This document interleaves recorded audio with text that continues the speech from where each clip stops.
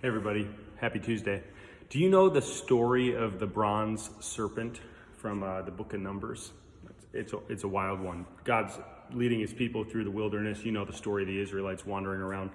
And they start to get impatient, start complaining, which is a thing they kind of do from time to time. And God does this thing in reaction and teach them something, I guess, to discipline them. He sends these snakes that are coming and they're biting them and they're attacking them. But then right in the middle of all of that, he also has Moses make a bronze snake.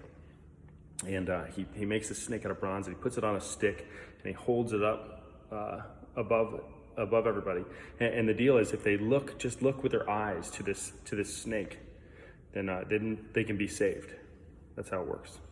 That's an old story with lots of implications, and maybe that's troubling for you in some way or another, but that's kind of the deal. And I think there's the lesson in it, one lesson in it anyway, is that sometimes in the midst of the ugliest thing, whether it's an ugly thing that comes from ourselves or from something else, we need to just look right into the middle of this ugly thing to see where God is working, where God is saving us, where God is healing us, restoring us, renewing us. It's true all the time.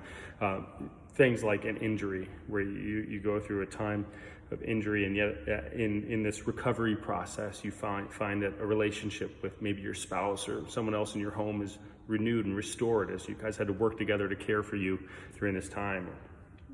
Could be something like a pandemic. Where could God be working, doing beautiful things right in the middle of this ugly, ugly thing?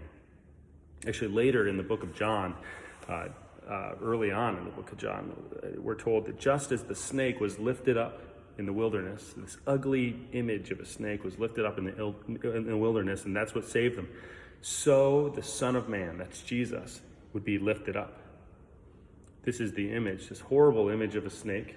It tells us something about this horrible image of the one who never sinned hanging on a cross, doing it as an act of restoration of relationship, renewing, reviving, restoring this broken relationship we have with God. And so Martin Luther was so good about, he would always talk about how the cross was such an ugly image.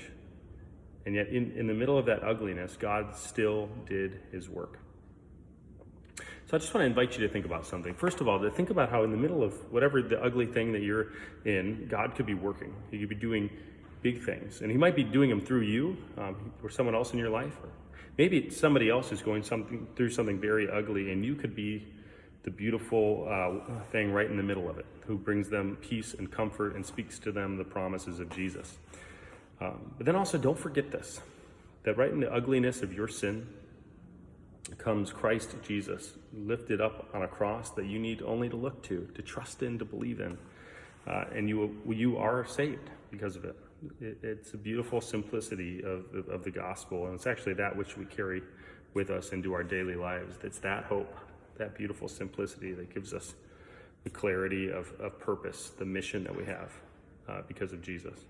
Take those with you, church. I hope you have a wonderful Tuesday, a wonderful week, and we'll see you in worship this weekend. Bye.